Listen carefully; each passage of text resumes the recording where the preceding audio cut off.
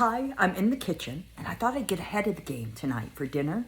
I plan on having barbecue chicken and baked beans, so I'm making the baked beans now in my Ninja Foodie pressure cooker. Yes, no more bean pots where it took hours and hours. Now, I am too busy for that. So, I've got some beans soaking just for a few minutes. You don't even need to do that anymore. No, things are just quick anymore.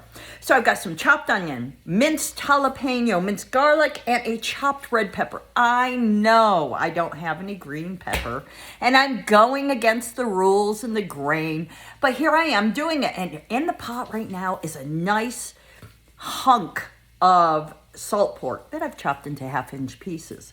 And the fat is rendering down on saute on high.